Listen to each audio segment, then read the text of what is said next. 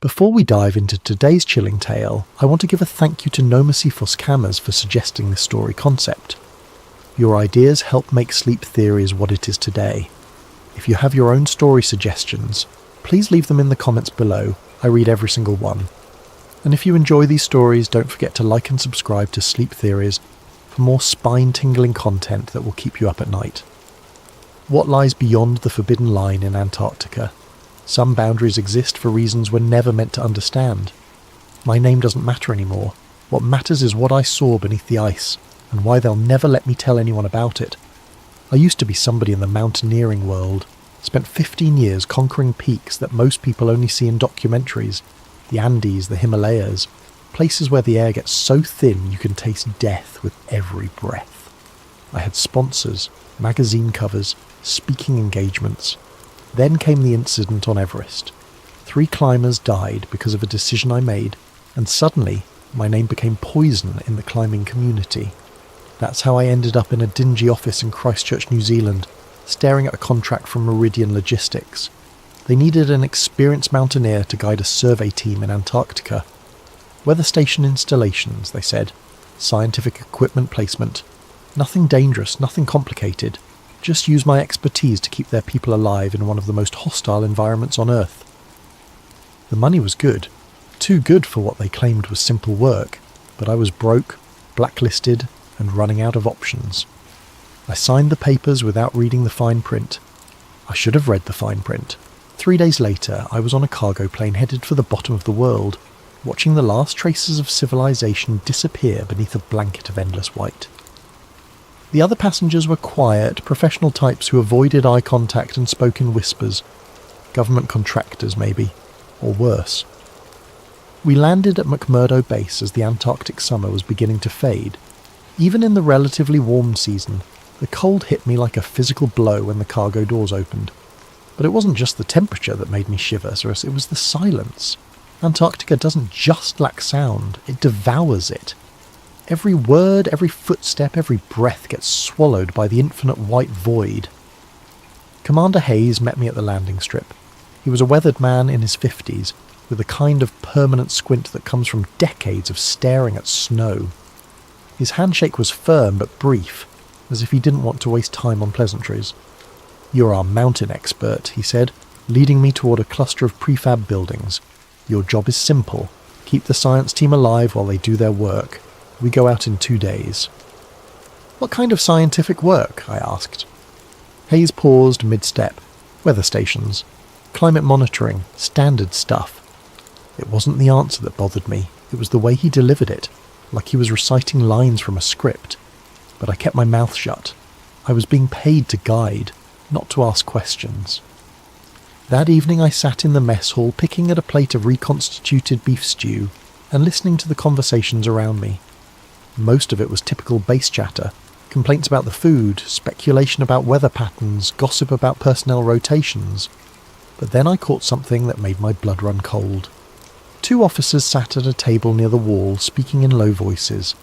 I couldn't make out most of their conversation, but one phrase came through crystal clear. Another team didn't come back, not a single trace. I turned to look at them, but they were already standing, clearing their trays. As they walked past my table, one of them glanced at me with an expression I couldn't read. Warning? Pity? Fear?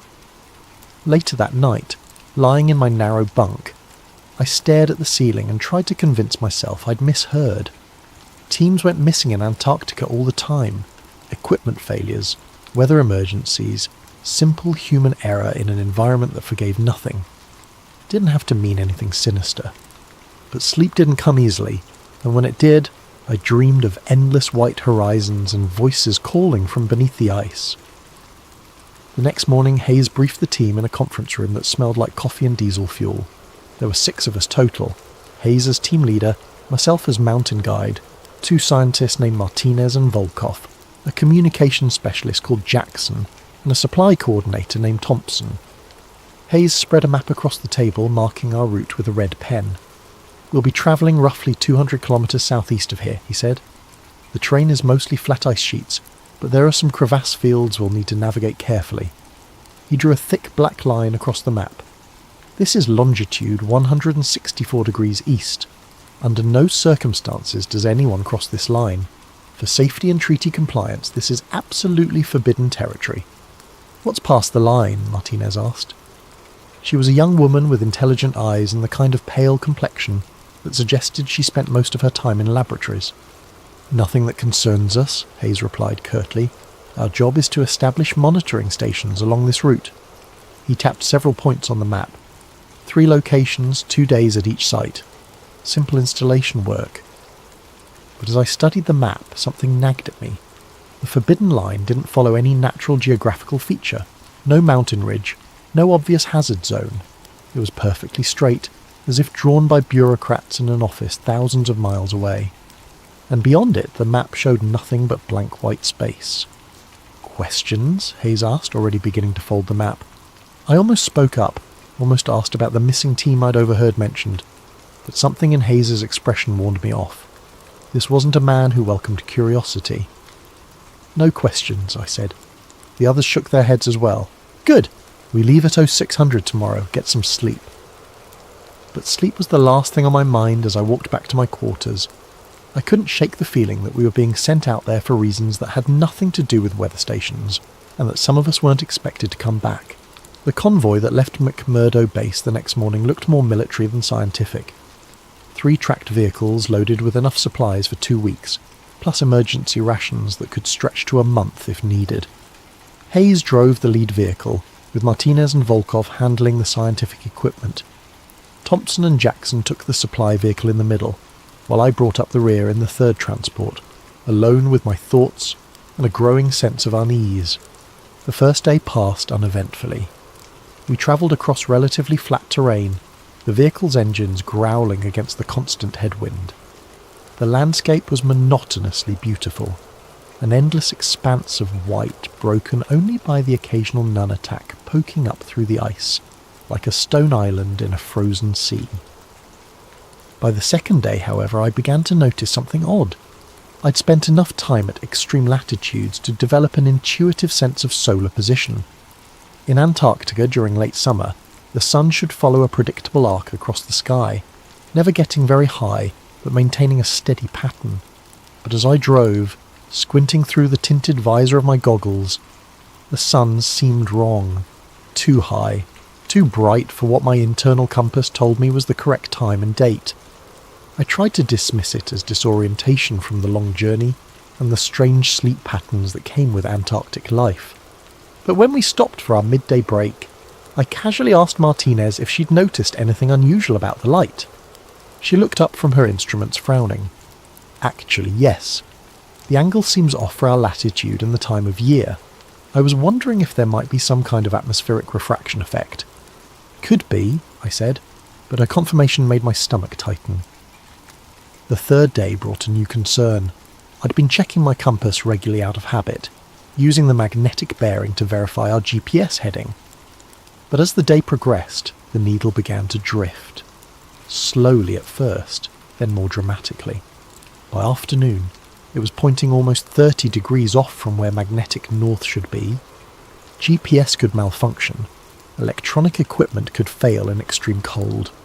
But a mechanical compass was about as reliable as navigation got, unless something was interfering with the Earth's magnetic field itself. "Hayes," I called over the radio. "Are you seeing any compass anomalies?" A long pause. "Negative. Why?" "My magnetic heading is way off GPS. Could be equipment failure." Another pause, longer this time. "Stay on GPS bearing. We'll check equipment at tonight's camp." But I noticed he didn't ask to see my compass readings, and when we stopped for the evening, he made no mention of checking anyone's equipment. The 4th day brought the most unsettling change yet. The terrain began to shift from the relatively flat ice fields we'd been crossing to something much more dramatic. Where the maps showed continued flat terrain, we encountered towering ice formations, not the chaotic jumble of pressure ridges I was used to seeing, but organised structures that looked almost artificial. Walls of ice rose 30, 40, even 50 feet high, running in perfectly straight lines across our path. We were forced to detour repeatedly, following what seemed like corridors between these frozen ramparts. The walls were smooth, almost glassy, as if they'd been carved rather than formed by natural processes. Pressure ridges, Martinez suggested during one of our stops, but she didn't sound convinced. I've never seen pressure ridges this regular, I replied. It's like someone built fortifications out of ice. Volkov, the older of the two scientists, had been quiet for most of the journey, but now he spoke up, his Russian accent thick with concern.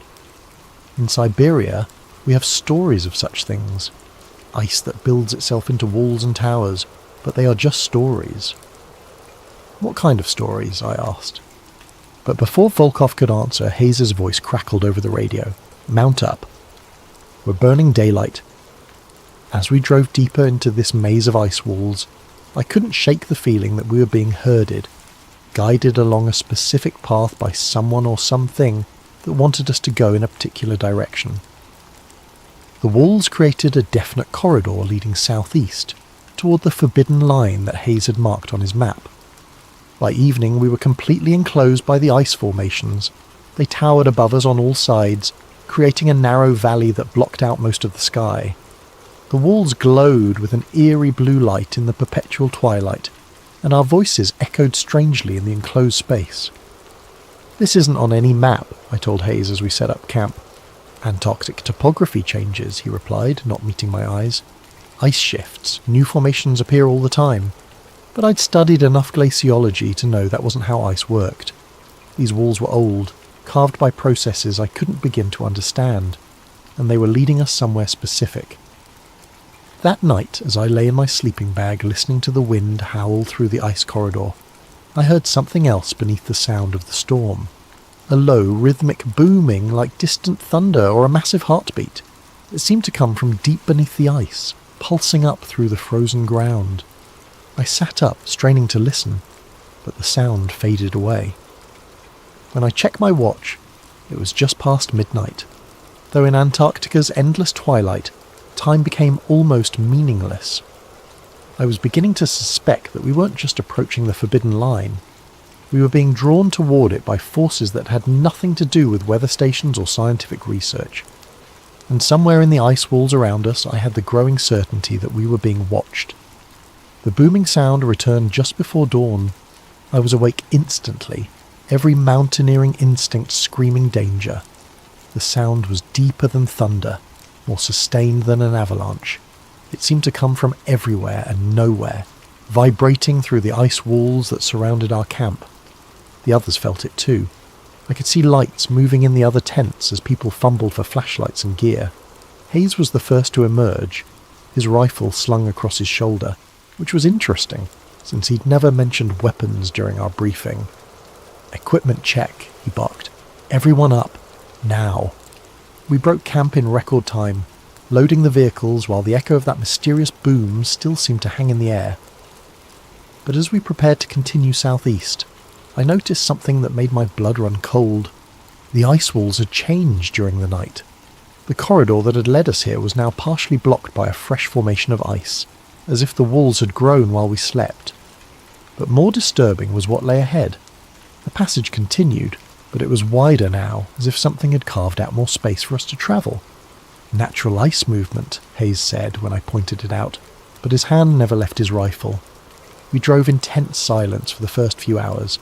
The ice walls gradually receded, opening into a broader valley between towering formations, but the landscape ahead remained wrong.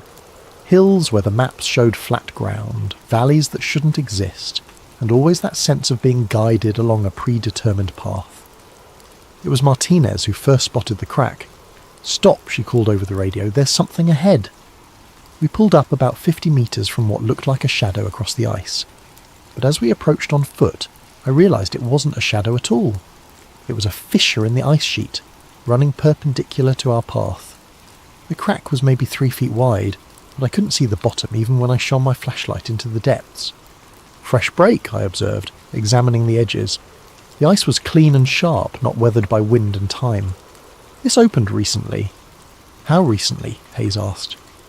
I knelt down and touched the edge of the crack. There were stress patterns in the ice that told a story. Sudden, violent separation caused by enormous forces from below. Hours, maybe. Could have been what caused that booming sound. But as I played my light along the fissure, I noticed something that made me pause. There was air movement coming up from the depths. Not the dead, still air you'd expect from a simple crack in the ice sheet, but a warm breeze that carried scents I couldn't identify. "There's airflow," I reported, "and it's warm." Volkov knelt beside me and held his hand over the crack. His eyes widened. This is not possible. Below ice sheet should be more ice, or rock, nothing that creates warm air. Hayes ordered us back to the vehicles, but I lingered at the edge of the fissure. As my eyes adjusted to the darkness below, I could make out shapes in the depths. Not just ice and rock, but something else. Dark surfaces that reflected my flashlight beam, and far below, so distant I might have been imagining it, a faint greenish glow. "Move out," Hayes called.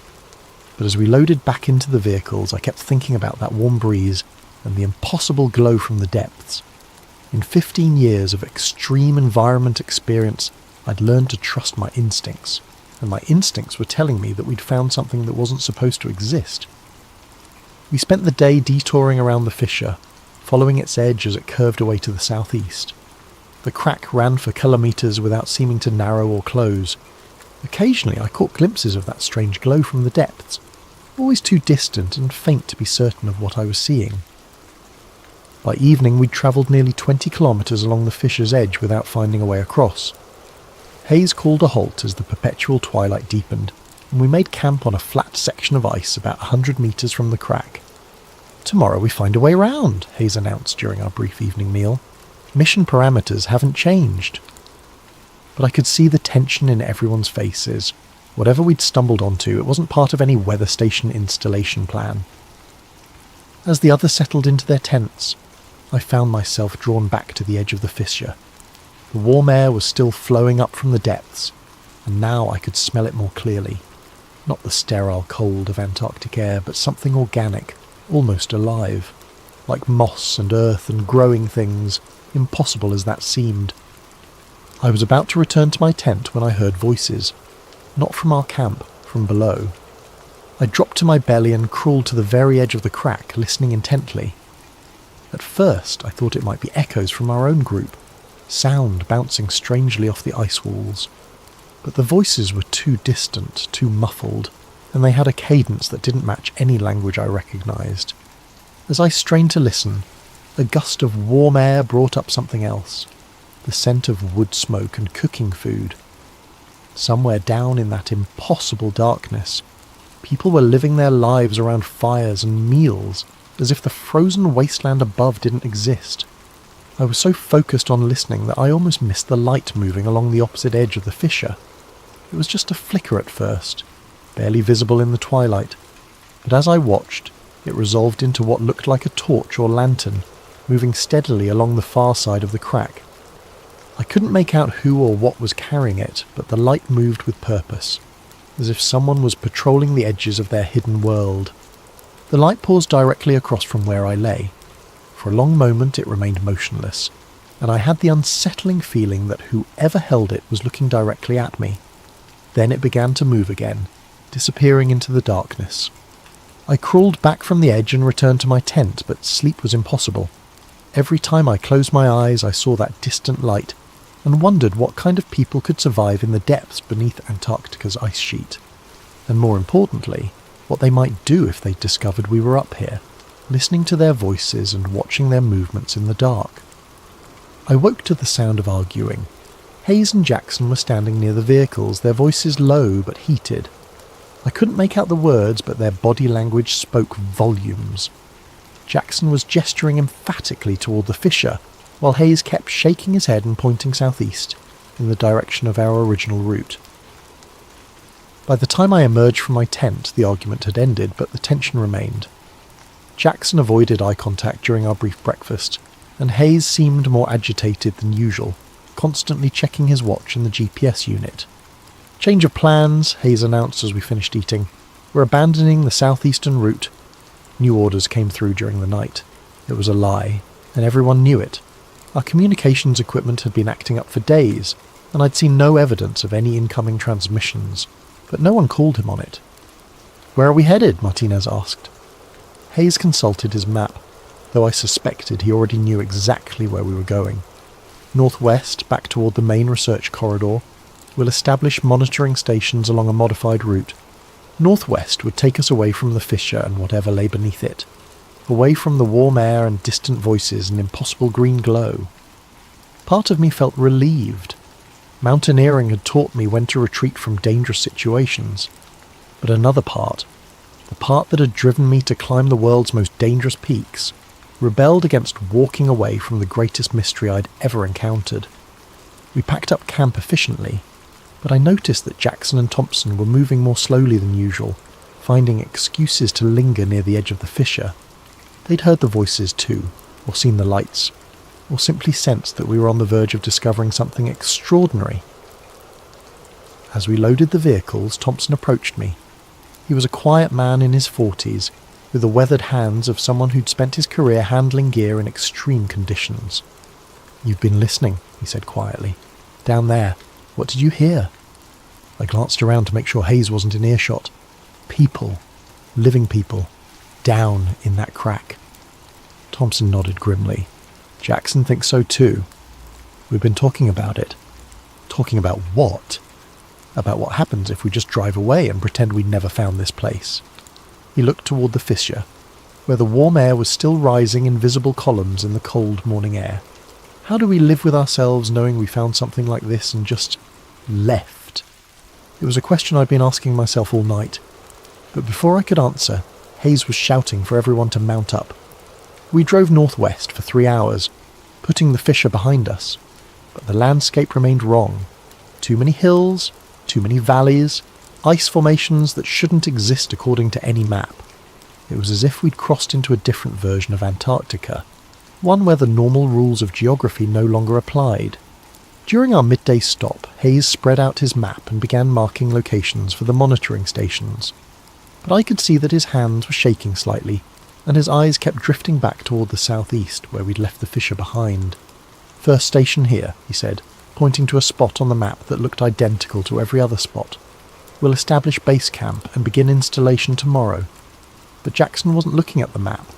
He was staring back the way we'd come, where a thin column of warm air was still visible on the horizon like a distant smoke signal. "We need to go back," he said suddenly. Hayes looked up sharply. "What?" "That fissure. Whatever's down there, as we can't just ignore it. This could be the discovery of the century." "Our job is weather stations," Hayes replied, but there was something in his voice that suggested he was trying to convince himself as much as Jackson. "Our job is supposed to be weather stations," Thompson added quietly, "but we all know this mission was never about weather stations." The silence that followed was deafening. Hayes stared at the two men, and I could see him weighing his options. He had authority, but authority only worked when people were willing to follow, and it was becoming clear that his team was having second thoughts about abandoning the greatest mystery any of us had ever encountered. "The mission parameters are non-negotiable," Hayes said finally. "Then maybe it's time to renegotiate," Jackson replied. That evening, as Hayes set up our camp in another anonymous stretch of ice, Thompson approached me again. This time Martinez was with him. "We're going back," Thompson said without preamble. "Tonight. You're the mountain expert. We need your help." "Hayes won't authorize it," I pointed out. "Hayes doesn't need to know," Martinez said. "We slip out after he's asleep, rappel down into that fissure, and see what's really down there. A few hours, that's all. By morning, we're back here and no one's the wiser." It was insane. Rappelling into an unknown crack in the ice, in the middle of Antarctic night, without proper backup or communication with base camp. Every rule of safe expedition practice said to walk away, but I thought about those distant voices and the impossible warmth rising from the depths. I thought about 15 years of climbing mountains because they were there, of pushing into places where humans weren't meant to go. "What about equipment?" I asked. Thompson smiled grimly. "Already taken care of. Ropes, harnesses, lights, emergency supplies, everything we need for a basic reconnaissance. If Hayes finds out..." "Let us worry about Hayes," Martinez said. "Are you in?" I looked back toward the southeast, where that column of warm air was still faintly visible against the starless sky. In all my years of extreme exploration, I'd never walked away from a mystery this big, and if I did walk away now, I knew I'd spend the rest of my life wondering what we'd left behind in that crack in the ice. "I'm in," I said. 3 hours later, while Hayes and Volkov slept in their tents, 3 figures slipped away from camp and began the long trek back toward the fissure. We moved quietly across the ice, guided by GPS and the distant column of warm air that marked our destination like a beacon. By the time we reached the edge of the crack, it was nearly midnight, though in Antarctica's endless twilight, time was becoming meaningless. The fissure yawned before us, black and mysterious, with that impossible warm breeze still rising from its depths. I set up the anchor points while Thompson and Martinez prepared the ropes. My hands shook slightly as I tested the hardware, not from cold, but from the magnitude of what we were about to do. We were about to descend into a place that shouldn't exist to meet people who shouldn't be there.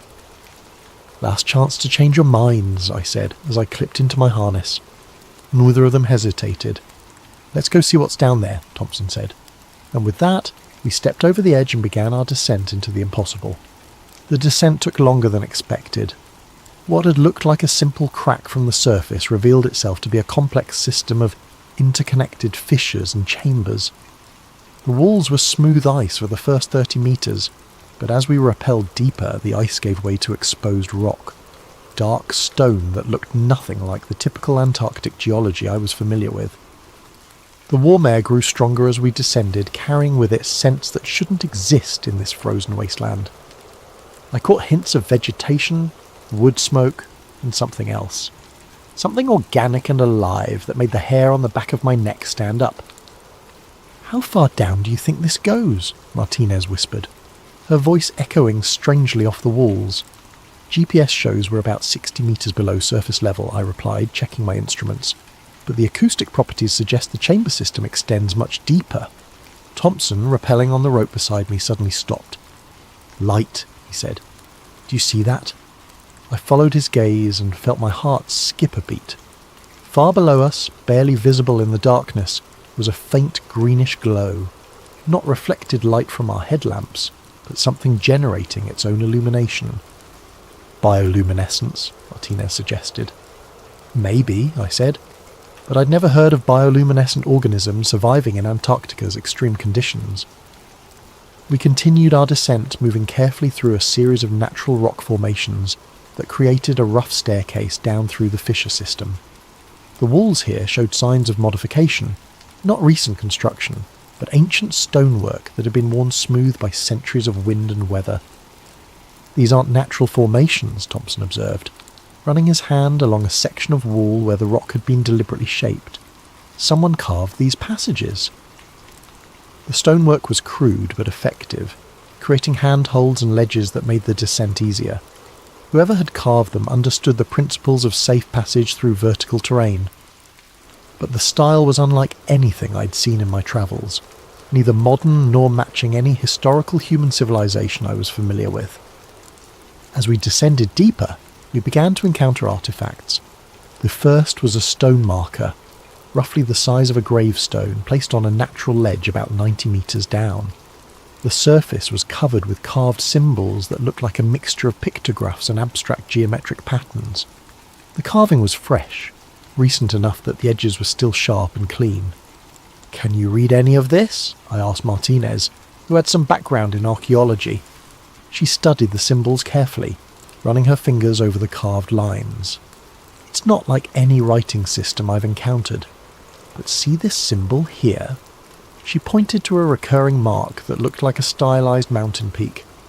"It appears multiple times. Could be a warning, or maybe a territorial marker." We photographed the stone thoroughly before continuing down. The next artifacts appeared about 20 metres deeper, tools fashioned from bone and metal, cached in natural shelters carved into the rock walls. The bone was worked smooth and polished, while the metal pieces showed signs of sophisticated forging techniques. "The metalwork is impressive," Thompson noted, examining a knife blade that gleamed despite what must have been years of exposure to the elements. "This isn't primitive technology." But it was the footprints that truly shook us. We found them preserved in a patch of softer sediment that had accumulated on a wider ledge, about 120 metres down. At first glance they looked almost human, bipedal, with what appeared to be 5 toes. but the proportions were wrong. Too long, too wide, with claw marks that suggested the owners walked on the balls of their feet, rather than flat-footed like humans.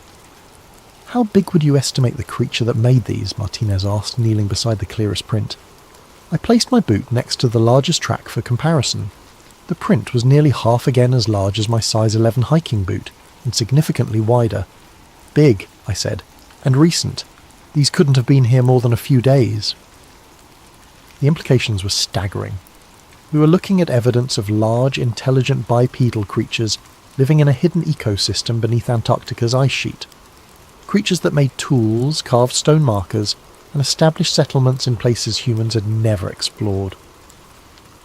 As we continued deeper, following the warm air currents that grew stronger with every metre of descent, we began to hear sounds from below.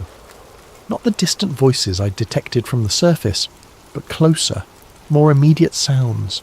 The creak of ropes or leather, the scrape of tools against stone, and underneath it all a low harmonic humming that seemed to come from multiple sources. "They know we're here," Thompson whispered. He was right. The sounds had a quality of alertness, of activity stirred by our presence. Whatever lived in these depths was aware of our descent and was responding to it. At 150 metres down, we reached a wider chamber where multiple fissures converged. The green glow was stronger here, emanating from phosphorescent moss, or lichen, that covered much of the rock surfaces. The air was noticeably warmer, perhaps 50 degrees Fahrenheit, an impossible temperature for this latitude and depth. But it was what we saw across the chamber that made us all freeze in place. 3 more stone markers, much larger than the first, arranged in a deliberate triangle around what appeared to be a sleeping area. Furs and woven materials were spread on the ground, with the remnants of a recent fire still glowing faintly in a circle of carefully arranged stones. Tools and implements hung from carved hooks on the walls, and dried meat or fish was suspended from the ceiling in neat rows. Someone lived here, not visited occasionally, but actually made this impossible place their home. "My God," Martinez breathed, "it's a dwelling!" As we examined the living space more closely, I became aware of another sound. Not the random noise we'd been hearing, but something more organised. Musical, almost, with a rhythmic pattern that suggested communication. Horn calls echoing up from deeper in the fissure system. Long, haunting notes that seemed to carry messages between unseen listeners in the darkness below. "They're signalling," I realised, warning each other that we're here. The horn calls continued for several minutes, creating a complex pattern of long and short notes that felt like a conversation between distant speakers. Then, gradually, they faded into silence. But the silence was worse than the noise. It had the quality of held breath, of predators waiting in the darkness for prey to make a wrong move. "We should go back," Martinez whispered. Part of me agreed. We'd found evidence of a hidden civilization, documented proof of intelligent life in one of Earth's most remote places. That was enough for any expedition, but another part of me, the part that had driven me to attempt impossible climbs in the world's deadliest mountains, wanted to continue. We were on the verge of the greatest discovery in human history. How could we turn back now? "A little further," I said, "just to see what's below this chamber." Thompson nodded agreement, but Martinez looked uncertain. 15 more minutes, I promised. "If we don't find anything significant, we turn around." It was a promise I would come to regret, because what we found in those next 15 minutes would change everything and ensure that none of us would ever be the same again. The passage beyond the inhabited chamber led through a series of natural archways carved from the living rock. The phosphorescent moss grew thicker here, providing enough light for us to see without our headlamps. The air continued to warm as we descended, and I could hear the sound of running water somewhere in the darkness ahead.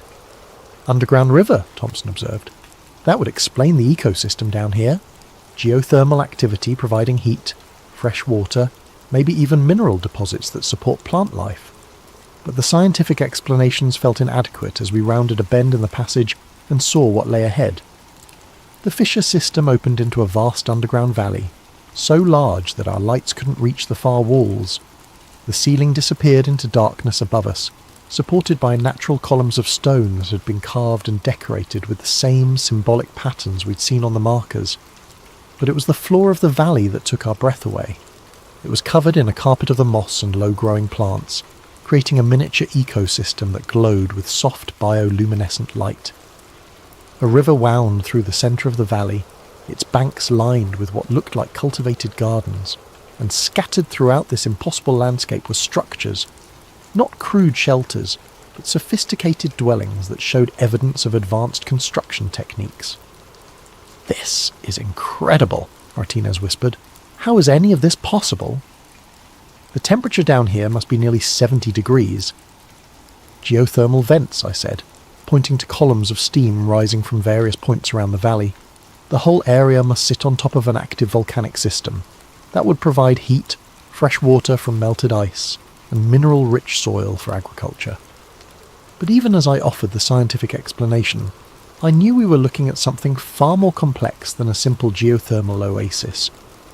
The level of organisation, the sophisticated architecture, the evidence of a stable civilization, this wasn't just a survival community.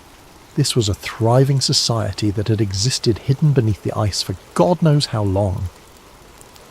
We made our way down into the valley, moving carefully through the cultivated areas. The plants were species I didn't recognise, adapted for low-light conditions but obviously providing food and materials for the inhabitants. Some looked like root vegetables, others resembled grains or fruits. All of them showed signs of careful cultivation and selective breeding. The dwellings were even more impressive up close. Built from carved stone and what appeared to be some kind of organic mortar, they were circular structures with conical roofs that reminded me of traditional African or Celtic architecture. Each was decorated with intricate carvings that seemed to tell stories, hunting scenes, astronomical observations, and recurring images of the ice world above. "Look at this," Thompson called softly from near one of the larger structures. "These carvings show the surface. They know what's up there." The relief carvings depicted the ice sheets, the distant mountains, and even what looked like modern vehicles or aircraft. Whoever lived here wasn't isolated from the outside world. They were actively observing it. As we moved deeper into the settlement, I began to notice signs of recent activity everywhere. Fire pits with warm ashes, tools left casually on work surfaces, food preparation areas that showed evidence of recent use. The inhabitants hadn't fled at our approach, they had simply withdrawn. "Where is everyone?" Martinez whispered. It was a good question. The settlement clearly housed dozens, maybe hundreds of people, but we hadn't seen a single living soul since beginning our descent. The horn calls we'd heard earlier had gone silent, replaced by an oppressive quiet that felt like the hush before a storm. We were examining a particularly elaborate dwelling near the centre of the settlement when Thompson grabbed my arm. "Movement!" he hissed. "On the ridge!" I looked where he was pointing and felt my blood run cold. A figure stood silhouetted against the phosphorescent glow on a rocky outcrop overlooking the valley. Tall and imposing, wrapped in what appeared to be furs or heavy cloth, with a face painted or masked in white that seemed to glow in the strange light. The figure wasn't moving, wasn't making any sound. It was simply watching us. "How long has it been there?" Martinez whispered. "I don't know," Thompson replied. "It could have been watching us since we entered the valley." As we stared up at the silent watcher, more figures began to appear on the surrounding ridges. They emerged from concealment like ghosts, materializing from shadows and rocky overhangs until we were surrounded by dozens of motionless observers. All tall, all wrapped in furs, all with those unsettling white faces that seemed to float in the darkness. "Nobody move," I said quietly. No sudden movements, no aggressive gestures. But even as I spoke, I was calculating distances and escape routes. We were in the bottom of a valley with limited exits, surrounded by unknown numbers of potentially hostile inhabitants. Our ropes were 200 metres above us, assuming we could even reach the chamber where we'd started our descent. For several minutes we stood frozen in a bizarre standoff. The watchers made no move to approach, but they also showed no signs of leaving. They simply observed us with an intensity that felt almost physical, as if they were studying every detail of our appearance and behaviour. Then, without any visible signal, one of the figures on the central ridge raised its arm and pointed. Not at us, but back toward the passage we'd used to enter the valley. The gesture was unmistakable. "Leave." "I think they want us to go," Martinez said unnecessarily. "The question is what happens if we don't," Thompson replied. As if in response to his words, more figures appeared on the ridges. Not just dozens now, but what looked like hundreds, emerging from concealment in the rocks and behind the settlement structures. They still made no threatening moves, but the message was clear. We were vastly outnumbered, and our welcome had expired. "We should respect their wishes," I said, though every instinct screamed at me to stay and try to make contact. This was the discovery of the century, proof of a hidden civilization that had survived in one of Earth's most hostile environments. Walking away now felt like abandoning the greatest opportunity in human history. But I'd spent 15 years in situations where good judgment meant the difference between life and death, and my judgment was telling me that we were moments away from a confrontation we couldn't win. "Back to the passage," I said, slowly, no threatening moves. We began to retreat, moving carefully through the settlement with hundreds of silent watchers tracking our every step. The figures on the ridges remained motionless, but I could sense movement in our peripheral vision, more inhabitants emerging from the structures around us, following our progress through their hidden world. As we reached the passage that led back to the upper chambers, I risked one look back at the settlement.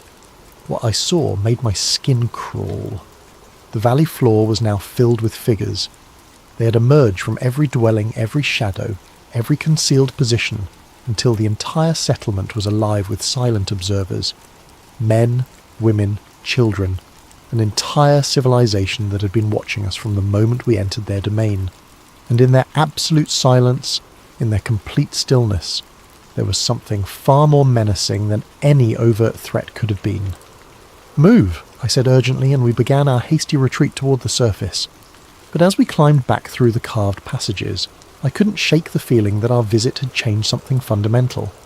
We had been witnessed, catalogued, assessed, and somewhere in those silent watching faces, decisions were being made that would have consequences far beyond our ability to imagine. The inhabitants of the hidden valley now knew that the surface world had found them. The question was what they intended to do about it. The climb back to the inhabited chamber felt endless. Our headlamps cut through darkness that seemed thicker than before, and every shadow looked like it might conceal a pursuing figure. The silence was oppressive, no sound except our own breathing and the scrape of our boots against stone. "Are they following us?" Martinez whispered during a brief rest on one of the carved ledges. I listened carefully, straining to hear any evidence of pursuit. For a moment, there was nothing but the faint whisper of air currents through the fissure system. Then I caught it. A soft sound, like leather against stone, coming from somewhere below us in the darkness. "Yes," I said. "Keep moving." We climbed faster, abandoning stealth for speed, but the sounds of pursuit grew closer, not the heavy footfalls you'd expect from people climbing after us, but something more subtle. Whispered communications in a language that sounded like wind through rock formations. The scrape of tools or weapons against stone, and underneath it all, a rhythmic sound that took me several minutes to identify. Drums. They were using drums to coordinate their movements, passing signals through the fissure system with low, resonant beats that our presence almost masked. "They're not just following us," Thompson realized. "They're organizing." Getting ahead of us. He was right. The drum signals were coming from multiple directions now, including passages that branched off from our route. Whatever pursuit force was tracking us, they knew these tunnels far better than we did, and they were using that knowledge to surround us. We reached the inhabited chamber where we'd found the dwelling, but it was no longer empty. Fresh torches burned in wall sconces that hadn't been lit during our descent, and the sleeping furs had been disturbed. Someone had been here recently, possibly was still here, hidden in the shadows beyond our headlamp beams. "Don't stop," I urged. "Keep climbing." But as we prepared to continue up toward the surface, Martinez suddenly grabbed my arm. "Listen," she whispered. The drum signals had stopped. The whispered communications had ceased. Even the sound of movement through the passages below us had fallen silent. The only thing we could hear was the sound of our own breathing, unnaturally loud in the sudden quiet. "They're waiting for something," Thompson said. Before anyone could respond, the torches in the chamber began to go out one by one, plunging us back into the darkness of our headlamps. But in that brief moment before the last torch died, I caught a glimpse of movement in the shadows, multiple figures positioned around the chamber watching our every move. "Go," I said. Now. We scrambled up the carved passages as fast as we dared, using our headlamps to navigate the increasingly treacherous terrain. Behind us, I could hear the sound of movement resuming, not hurried but purposeful. Our pursuers weren't panicking or rushing to catch us. They were herding us, driving us towards some predetermined destination. The realization hit me like a physical blow. We weren't escaping. We were being guided. The inhabitants of the valley had let us discover their settlement, had allowed us to retreat, and were now directing our route back to the surface. But why? As we climbed higher, approaching the point where we'd cached our rappelling equipment, I began to understand. The warm air currents that had drawn us into the fissure system were still flowing, but they'd changed direction. Instead of rising from the depths, they now seemed to be flowing horizontally, as if being artificially directed through the passage system. They're manipulating the airflow, I realised, herding us like sheep. The implications were terrifying. If the inhabitants could control air currents throughout the fissure system, they possessed technology far more sophisticated than their primitive-appearing tools and dwellings suggested. We weren't dealing with a simple, isolated community. We were confronting a civilization with capabilities we didn't understand. We reached our rappelling station to find that our equipment had been disturbed. The ropes were still anchored, but they'd been examined, tested, and carefully rearranged. Someone had been here while we were exploring the valley, studying our gear with the same intensity we'd brought to examining their tools and dwellings. "They know exactly what we're capable of," Thompson said grimly. "They've been watching us since we started the descent." As we prepared to rappel back to the surface, the sounds of pursuit resumed below us. But now they were different, more urgent, more coordinated. The whispered communications became a constant stream, and I could hear the sound of multiple groups moving through the passages beneath us. "They're converging on this position," Martinez observed. I clipped into my harness and started up the rope, but something felt wrong. The anchor points we'd set were solid, tested to support much more weight than our group represented. But as I climbed, I could feel vibrations in the rope that suggested movement above us. "Someone's up there," I called down to the others. The surface, which had represented safety and escape, might now be as dangerous as the depths we were fleeing. We were trapped between unknown pursuers below and equally unknown threats above. But we had no choice. Staying in the fissure system meant certain confrontation with inhabitants who outnumbered us by hundreds to one. At least on the surface, we had our vehicles and the possibility of escape. I reached the top of the fissure and immediately knew something was wrong. Our tracks in the snow had been obliterated, not by wind, but by careful brushwork that left the surface looking untouched. Someone had been covering our trail, eliminating evidence of our presence. As Thompson and Martinez joined me on the surface, we discovered that the fissure itself had changed. Where we'd left a crack about 3 feet wide, we now found a gap barely 18 inches across. The edges showed signs of recent ice formation, as if someone had been working to seal the opening. "They're trying to close it," Martinez whispered, "hiding the entrance." But even as she spoke, we could see that the sealing work was incomplete.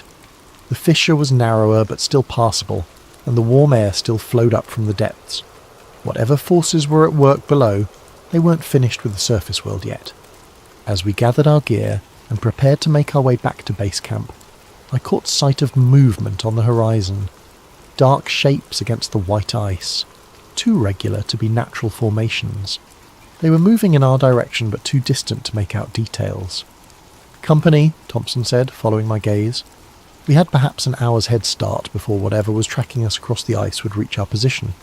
An hour to get back to camp, convince Hayes that we'd discovered something extraordinary, and decide what to do with the most dangerous secret any of us had ever encountered.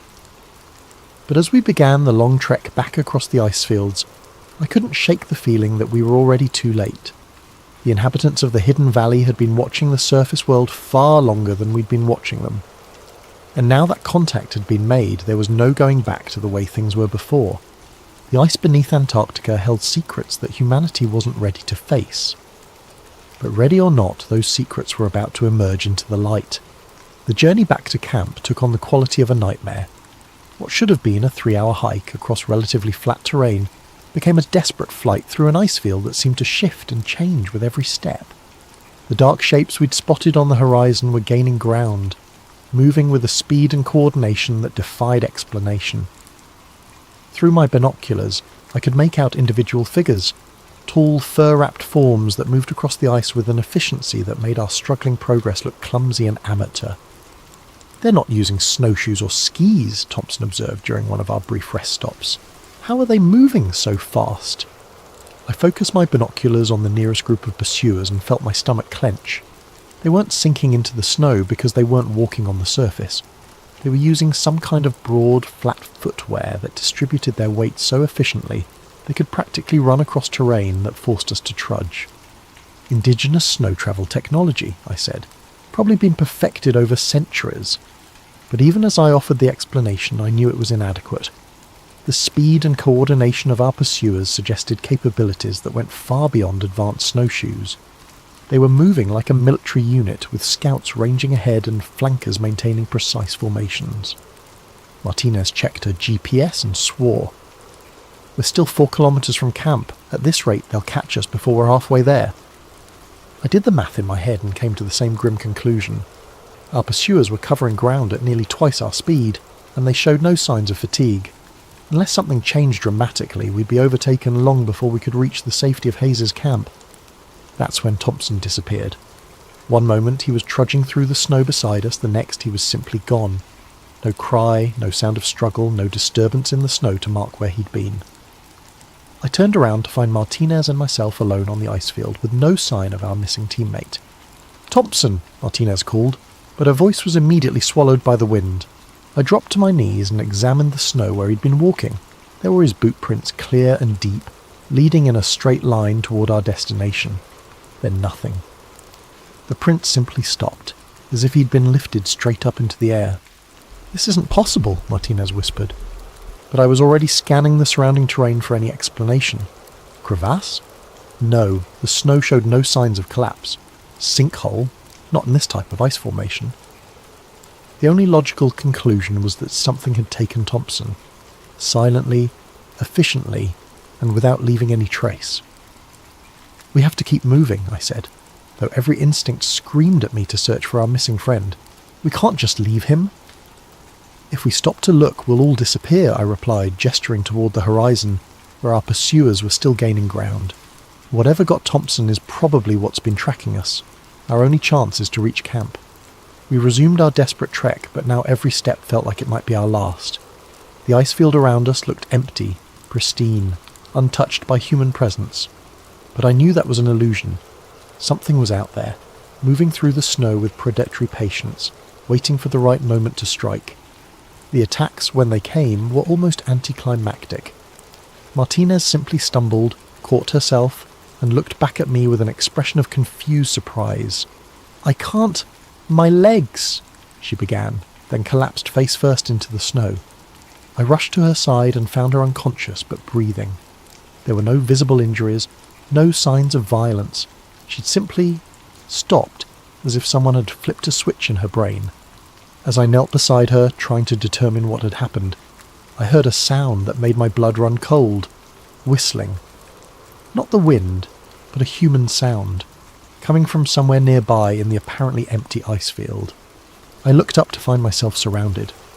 They had emerged from the snow itself, rising like ghosts from concealed positions that I would have sworn were empty moments before. Tall figures wrapped in white furs that perfectly matched the surrounding terrain, with faces painted or masked in patterns that made them nearly invisible against the ice and shadow.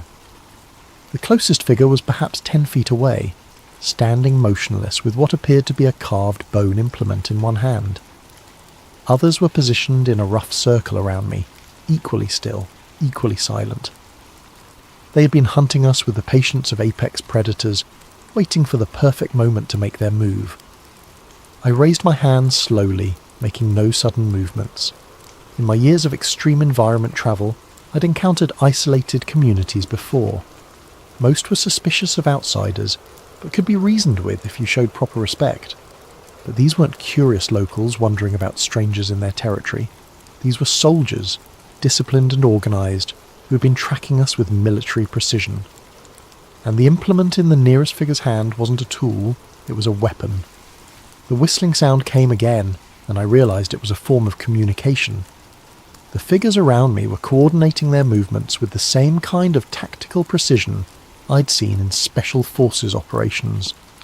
"We mean no harm," I said, though I doubted they understood English. "We're leaving, going back to our camp." The nearest figure tilted its head slightly, studying me with an intensity that was almost physical. Then it raised the bone implement and pointed, not at me, but toward Martinez's unconscious form. The message was clear, she was coming with them. "No," I said, moving to stand protectively over Martinez. "She stays with me." The figure's response was swift and decisive. It made a sharp gesture, and something struck me in the neck. Not painful, but startling. I reached up to find a small dart made from carved bone and what felt like organic fibres. The world began to blur at the edges. My vision narrowed, and my legs felt like they were made of water. The last thing I saw before consciousness fled was the figures lifting Martinez and carrying her away across the ice, moving with the same impossible speed that had allowed them to track us across the frozen wasteland. When I woke, I was alone. The sun had moved significantly across the sky, suggesting I'd been unconscious for several hours. The snow around me showed signs of activity, many footprints, drag marks, and the aftermath of what must have been a significant operation. But Martinez was gone, along with any trace of our pursuers. I checked my GPS and found that I was less than a kilometre from Hayes's camp, close enough that I could make it on foot, assuming whatever had taken my companions didn't return for me. As I struggled to my feet, still groggy from whatever they'd used to drug me, I found something that made my heart sink. A piece of torn fabric from Thompson's jacket, partially buried in the snow, and beneath it, carved into the hard-packed ice, was one of the symbols we'd seen on the stone markers in the hidden valley. They weren't just taking prisoners. They were leaving messages, marking their territory, making it clear that the surface world was now part of their domain. I stumbled toward camp through the gathering darkness, driven by the desperate hope that Hayes would believe my story and help me mount a rescue mission. But deep down, I knew it was already too late. Thompson and Martinez were gone, taken by inhabitants of a world that wasn't supposed to exist.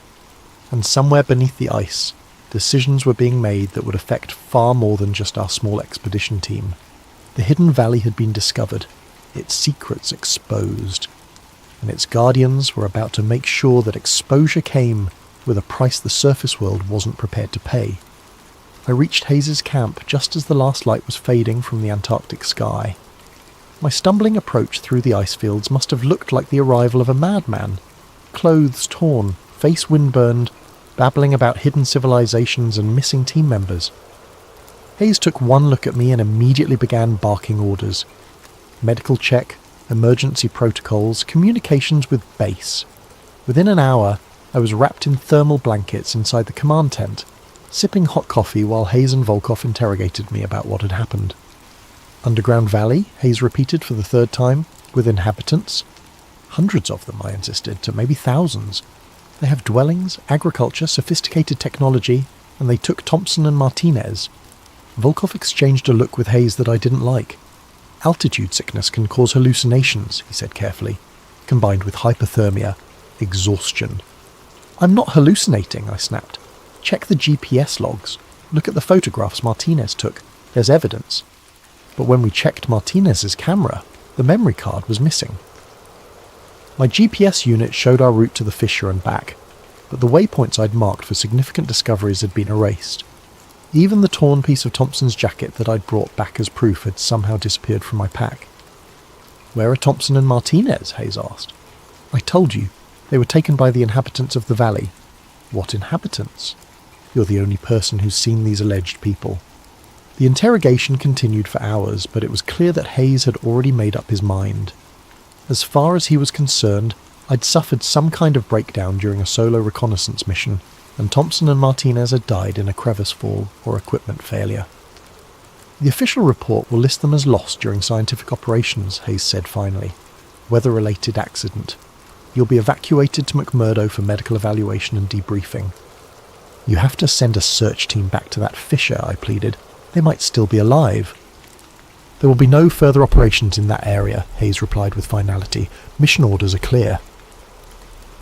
I was flown back to McMurdo Base the next morning, sedated against my protests. The debriefing there was even more intensive, with psychologists and medical personnel who seemed more interested in my mental state than in the extraordinary discovery I was trying to report. Within a week, I was on a transport plane back to Christchurch, officially diagnosed with severe stress reaction and altitude-induced psychosis. My contract with Meridian Logistics was terminated, my security clearance revoked, and a comprehensive non-disclosure agreement placed before me with the clear understanding that signing it was the only alternative to permanent institutionalization. I signed, but signing the papers didn't erase what I'd seen, and it didn't bring Thompson and Martinez back. For months afterward, I tried to find someone who would listen, someone who would investigate. I contacted researchers, journalists, government officials. The response was always the same: polite skepticism followed by suggestions that I seek continued psychiatric care. The official record shows that Thompson and Martinez died in a crevasse accident during routine scientific operations. Their bodies were never recovered, which isn't unusual in Antarctic conditions. The weather station mission was completed by replacement personnel, and Meridian Logistics moved on to other contracts. I tried to move on too. Got a job guiding mountain climbing expeditions in the Rockies, far from anything that reminded me of ice and snow. Tried to convince myself that maybe the psychologists were right, that the stress and isolation had caused me to imagine things that couldn't possibly exist. Then the package arrived. It was waiting on my doorstep one evening 6 months after my return from Antarctica, wrapped in what looked like seal skin and tied with sinew.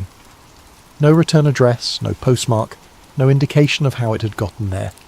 Inside was a carved stone marker, identical to the ones we'd found in the hidden valley. The symbols were sharp and fresh, as if carved yesterday, and they included new pictographs that hadn't been on the original markers, images that clearly depicted our expedition, our descent into the fissure, and our encounter with the valley's inhabitants. But it was the final symbol that made my hands shake as I traced its outline.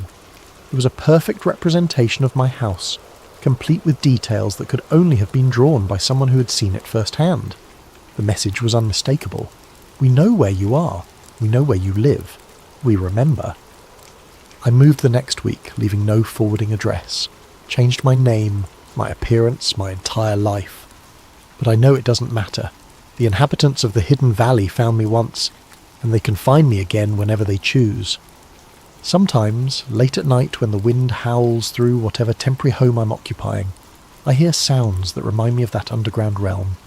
The whisper of leather against stone, the distant echo of horn calls, the rhythmic beating of drums coordinating movements in the darkness, and I know that somewhere beneath the ice of Antarctica, in valleys that don't appear on any map, decisions are still being made about how to deal with the surface world that stumbled onto their ancient secrets. Thompson and Martinez are still down there, assuming they're still alive. Maybe prisoners, maybe something worse. And the inhabitants of that hidden realm are still watching, still waiting, still planning. The Antarctic Treaty declares the continent a place of peace and scientific cooperation, protected from military activity and territorial claims. The treaties only work when all parties agree to their terms, and there are inhabitants of Antarctica who were never consulted, never invited to participate in humanity's grand plans for their frozen continent. Whatever is beyond the wall doesn't want us there, but it knows where we live, and someday I fear it's going to come calling.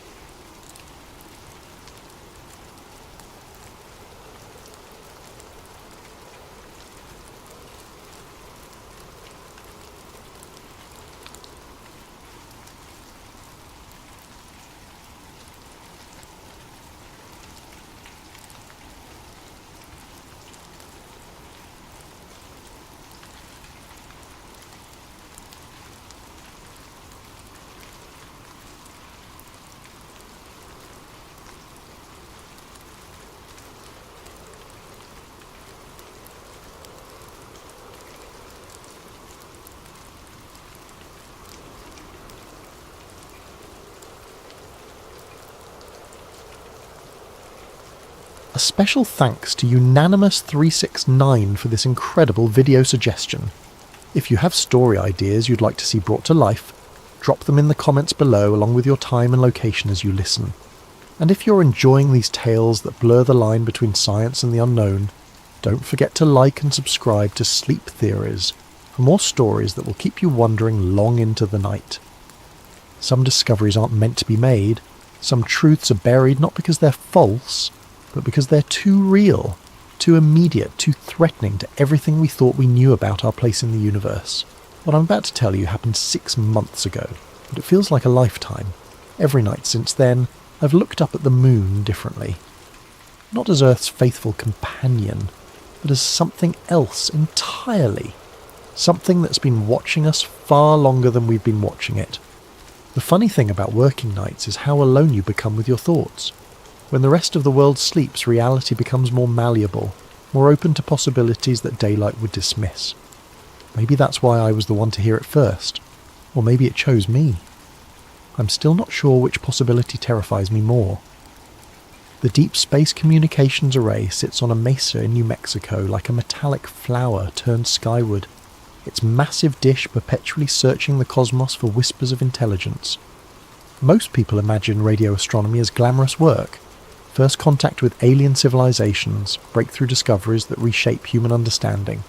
The reality is far more mundane. Endless nights of static, false positives from microwave ovens, and the occasional excited discovery of a new pulsar that turns out to be interference from a nearby airport. My name is Marcus Webb, and I've been working the graveyard shift at the array for 7 years. The pay is decent, the work is solitary, and the night sky in rural New Mexico remains unspoiled by light pollution. Perfect for someone who prefers the company of distant stars to nearby humans. October 15th started like any other shift.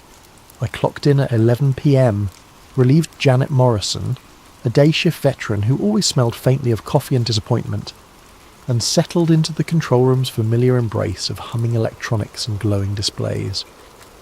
The array was currently part of a SETI survey, sweeping specific coordinates for any hint of organised signals from the direction of Wolf 359. For the first 4 hours, I catalogued the usual suspects, rotating neutron stars painting precise lighthouse beams across space, distant galaxies bleeding radiation from supermassive black holes, and the cosmic background radiation that still echoes from the universe's violent birth. Beautiful, ancient, and entirely natural. At 3:17 a.m. something changed. It started as a blip, literally. A brief spike in the signal strength that lasted exactly 1 second, then faded back to baseline. I marked it in the log and continued my routine calibrations, but 15 minutes later, it happened again. Same intensity, same duration, same frequency. 1420.405751 MHz, the hydrogen line that penetrates interstellar dust like a cosmic beacon. By 4 a.m. I had documented 4 identical pulses, each separated by precisely 60 seconds. Too regular for a natural phenomenon, too simple for typical radio interference. The signal wasn't coming from Wolf 359 or any distant star system. According to my instruments, it was originating from much closer to home. 384,400 kilometres closer, to be exact. I spent the next hour triangulating the source, cross-referencing satellite positions and checking for equipment malfunctions. The readings remained consistent. The signal was bouncing between Earth and the Moon, but not originating from either surface. Instead, it seemed to be coming from inside the Moon itself. "That's impossible," I muttered to the empty control room, but my instruments disagreed. The signal had the rhythm of a heartbeat, pulsing with mechanical precision every 60 seconds without deviation. As dawn approached, and the array's sensitivity decreased with solar interference, I could still detect it, faint but persistent, like a whisper that refuses to be silenced. I printed out 6 hours of data, burned copies to 3 separate drives, and locked them in my desk drawer. Something told me this discovery wouldn't remain secret for long, and I wanted proof that I'd been the one to find it. Looking back, that was probably my first mistake. The second was thinking I could trust anyone with what I'd learned. Sleep eluded me that morning. Every time I closed my eyes, I saw those perfect rhythmic spikes marching across my computer screen like soldiers in formation. By noon, I gave up trying to rest and drove to the university library in Las Cruces, 40 minutes of desert highway that gave me time to think. The signal's location bothered me more than its existence. Radio astronomy regularly detects organised signals, spacecraft communications, satellite transmissions, even the occasional hoax. But something broadcasting from inside the moon. That suggested either technology far beyond human capability or a natural phenomenon that physics couldn't explain. I needed historical context, and the university's aerospace collection was the best resource within driving distance. Dr. Eleanor Rodriguez, the research librarian, knew me from previous visits and granted me access to the restricted archives without question. "Looking for anything specific, Marcus?" she asked, leading me through climate-controlled corridors lined with government documents. "Apollo mission logs," I said. "Specifically anything related to seismic data or unusual acoustic phenomena." She paused at a section marked NASA Historical Documents and pulled out several thick binders. "You know about the moon-ringing experiments, right? Apollo 12 through 17. I shook my head, and she smiled with the satisfaction of someone about to share obscure knowledge. The lunar modules weren't just transportation. When they finished their missions, NASA crashed them into the moon's surface to create artificial moonquakes. The seismic equipment left by the astronauts would record the vibrations, helping scientists map the moon's internal structure. She opened one of the binders to a collection of transcripts marked Apollo 12 Mission Communications, Declassified, 1998. The results were unexpected, she continued. Instead of the brief tremors they anticipated, the moon rang like a bell for up to 4 hours after each impact. The reverberations suggested it was either completely hollow or contained vast empty spaces. I spent the next 6 hours reading every document she could locate. The astronauts' descriptions were remarkably consistent across missions. Apollo 12 Commander Pete Conrad. "Did you guys hear that? It's still ringing down there, like we hit a giant tuning fork." Apollo 14 pilot Stuart Rooser. "Houston, we're still getting reverberations 20 minutes after impact. This doesn't match any geological models." Apollo 16 Commander John Young. "The sound is wrong. Too hollow, too organised, almost like there's structure down there."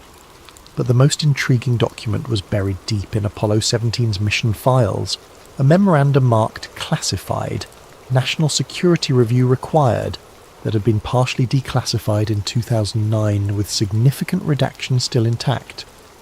The document was partially redacted, but the implications were clear.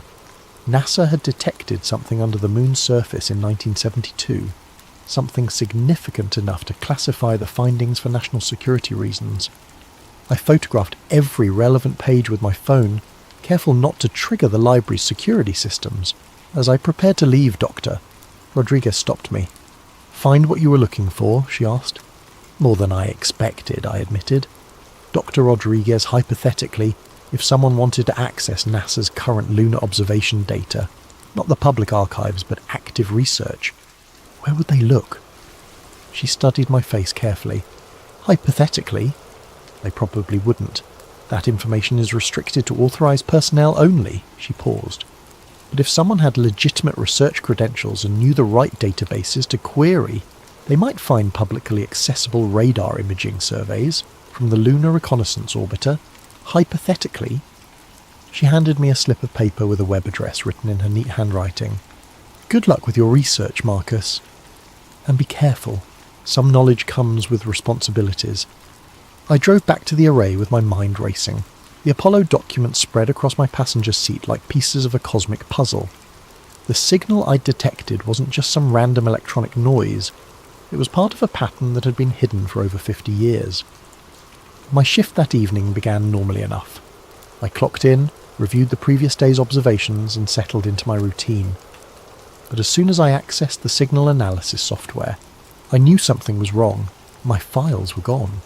Not just deleted, completely absent from the system as if they had never existed.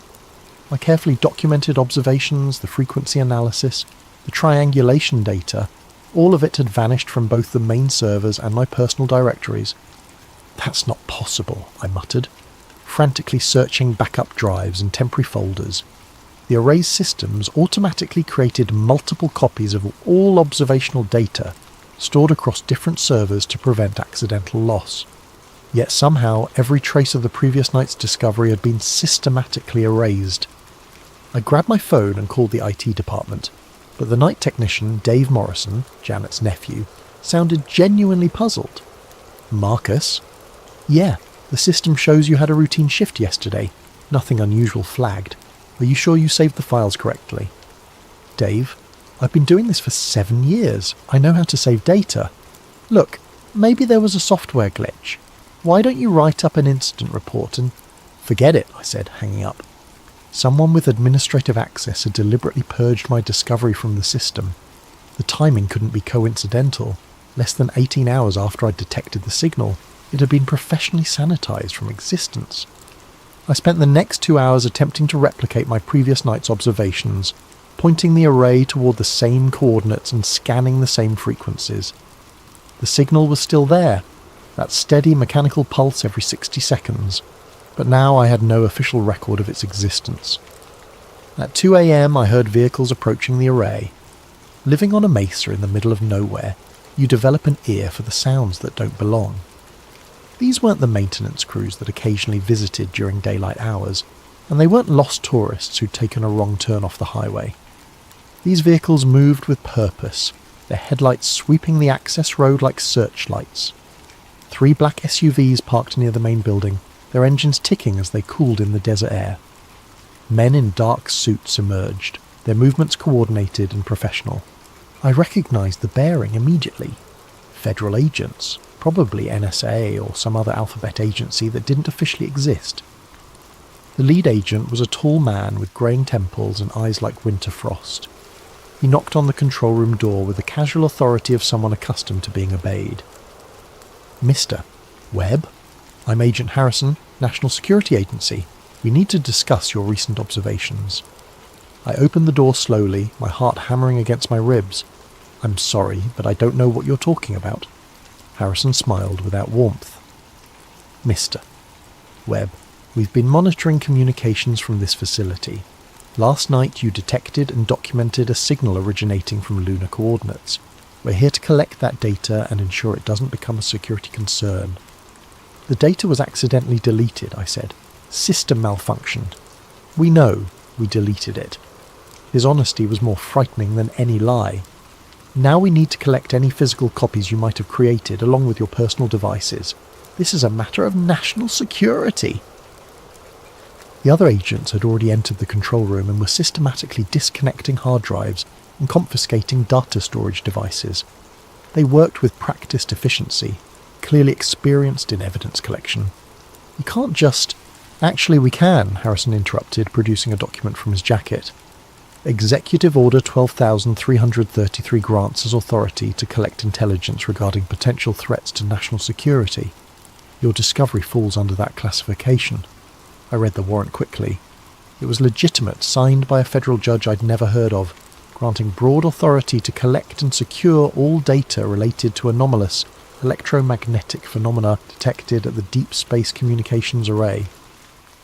What exactly did I discover that threatens national security? I asked.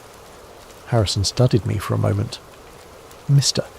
Webb, some information is classified not because it's dangerous, but because the public isn't ready to understand its implications. Your signal represents technology that officially doesn't exist. Confirming its presence would raise questions that our government isn't prepared to answer. What technology? That's classified. He gestured to his agents who had finished packing my computers and drives into aluminum cases. Mr. Webb, I need your word that you won't discuss this incident with anyone. Colleagues, family, media, anyone.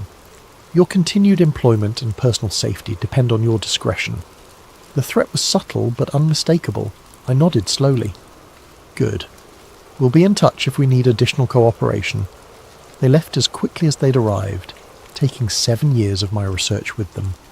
I sat alone in the control room, surrounded by gaps where my equipment had been, listening to the desert wind howl through the array's support structures. But as I mentioned, I'd made copies. The next morning, as I was leaving the facility, Dave Morrison caught me in the parking lot. He looked around nervously before approaching. "Hey Marcus, heard you had some excitement last night. Word travels fast." It does when federal agents start confiscating equipment.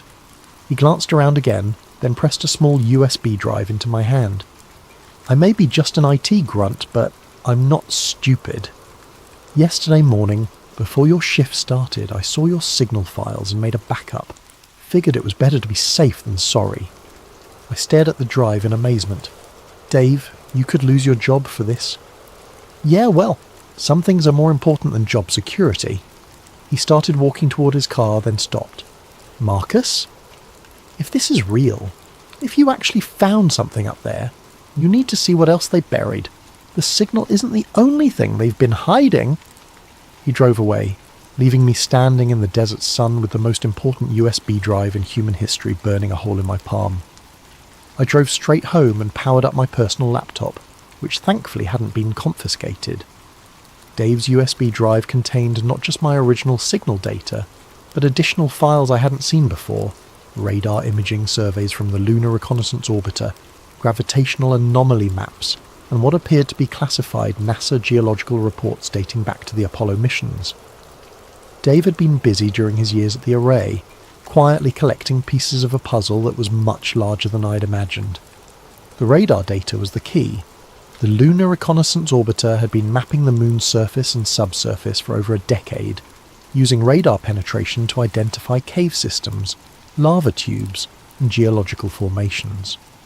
Most of this data was publicly available through NASA's archives, but Dave had also obtained classified surveys that painted a very different picture of our celestial neighbour. I overlaid my signal coordinates onto the radar maps and felt my breath catch. Directly beneath the transmission point, approximately 3 kilometres under the moon's south pole, was a perfect geometric void, a hemispherical chamber nearly 2 kilometres in diameter, with smooth artificial walls that reflected radar signals in organised patterns. This wasn't a natural cave or lava tube. The symmetry was too precise, the dimensions too purposeful.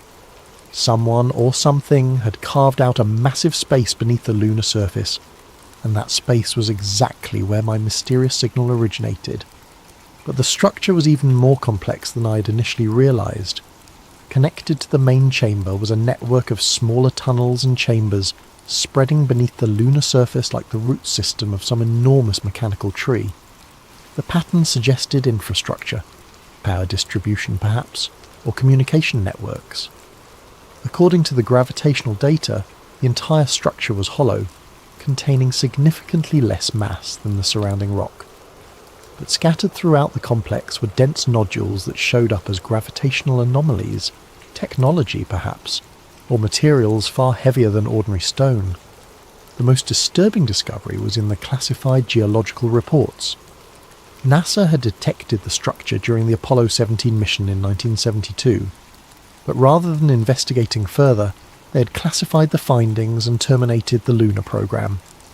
The official reason for ending Apollo was budget constraints, but the real reason was buried in a memo dated January 15th, 1973, confidential memorandum from Administrator James Fletcher to Presidential Science Advisor, re-Apollo program termination. Recent discoveries during Apollo 17 mission require immediate cessation of lunar surface operations. Seismic and radar analysis has confirmed presence of artificial structures beneath the lunar south pole. Origin and purpose unknown, but initial findings suggest technology far beyond current human capabilities. Continued lunar presence risks triggering response from unknown intelligence. Recommend immediate classification of all related data and development of cover story for program termination. Further investigation should be limited to unmanned reconnaissance platforms only. I spent 3 days analysing every piece of data Dave had provided, cross-referencing the radar images with my signal data and the historical Apollo reports. The picture that emerged was both fascinating and terrifying. Earth's moon contained a vast artificial structure that had been actively transmitting for at least 50 years, possibly much longer. But what was it transmitting, and to whom? The signal I detected was too simple to be communication, just a regular pulse every 60 seconds, like a beacon or navigation marker. But beacons are designed to guide something toward a destination, which raised an uncomfortable question. What was the moon trying to guide home?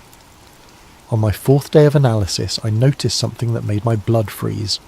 The signal pattern had changed. Instead of the simple 60-second pulse, the transmission now contained additional data. Structured patterns that looked suspiciously like binary code. The lunar structure wasn't just broadcasting anymore, it was actively communicating, and it had started exactly 12 hours after the NSA had confiscated my equipment. I worked feverishly to decode the new transmission, my laptop running signal analysis software around the clock while I survived on coffee and determination.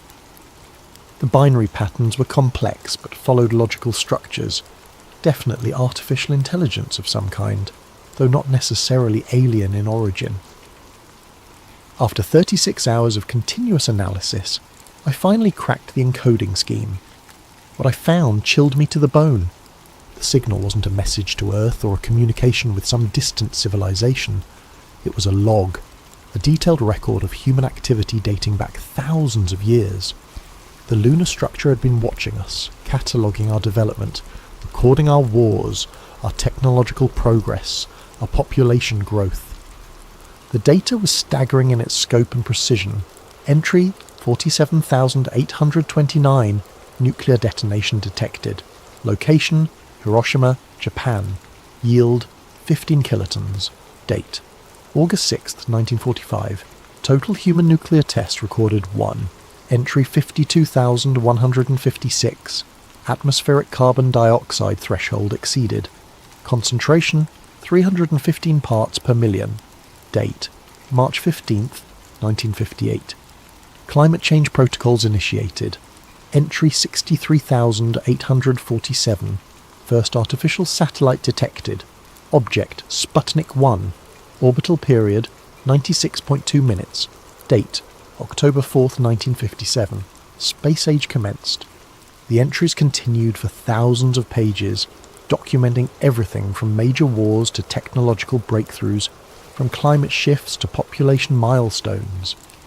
The lunar structure had been conducting surveillance on human civilization with mechanical precision, creating an encyclopedia of our species' development. But most disturbing were the recent entries, which suggested the surveillance had become far more sophisticated. Entry 97,234, Global Internet Traffic Analysis complete. Social media monitoring active across 847 million individual accounts. Behavioral pattern recognition at 94.7% accuracy. Entry 97,891, Facial recognition database updated. 6.2 billion individual human faces catalogued and cross-referenced with government databases. Entry 98,156. Military satellite communications intercepted and decoded. Nuclear arsenal locations confirmed for 9 nations. Strike capability assessment complete. The moon wasn't just watching humanity. It was studying us with the thoroughness of scientists examining laboratory specimens. Every aspect of our civilization had been catalogued, analysed, and filed away in some vast database hidden beneath the lunar surface. The implications were staggering. If the structure was artificial, who had built it? When had they placed it there? And why were they monitoring human development so closely?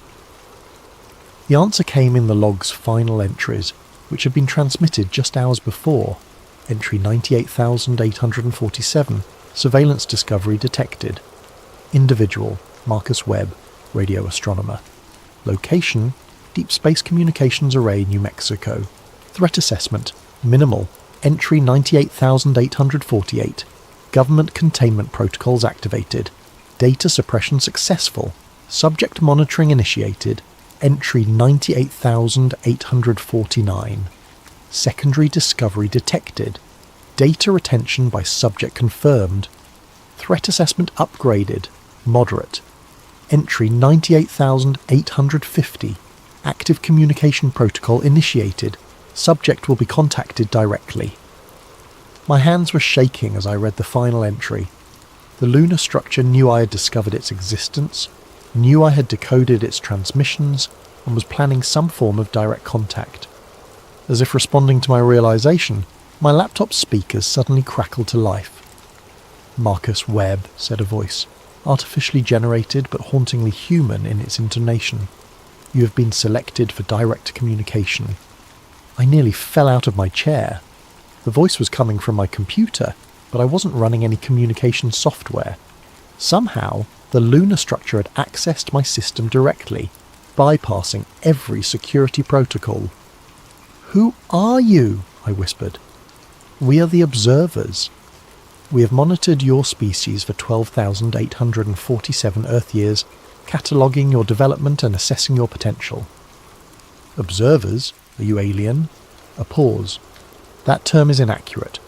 We are artificial constructs created by your predecessors, an earlier human civilization that achieved technological advancement before succumbing to ecological collapse approximately 13,000 years ago." The revelation hit me like a physical blow. Our predecessors... Homo sapiens sapiens has achieved advanced civilization multiple times throughout your species' history. Each time, technological development outpaces wisdom, resulting in environmental destruction and societal collapse. We were created by the penultimate civilization to monitor subsequent developments and prevent repetition of previous mistakes. You're saying we're not the first advanced human civilization? You are the 7th iteration we have observed. Your current technological development parallels the 6th iteration circa 11,200 BCE, which achieved nuclear capability before triggering an ice age that reduced global population to fewer than 10,000 individuals. I struggled to process this information. Human civilization stretching back tens of thousands of years, repeatedly rising and falling in cycles of technological advancement and ecological collapse. And the moon, our faithful celestial companion, had been watching it all, recording our progress and waiting for... what? "What is your purpose?" I asked. "Assessment and intervention. When a civilization approaches critical development thresholds, nuclear capability, climate modification, artificial intelligence, we evaluate their probability of survival versus ecological destruction. And what's your assessment of us?" Another pause, longer this time. "Your species has exceeded several critical thresholds: nuclear weapons proliferation, atmospheric modification, mass extinction acceleration.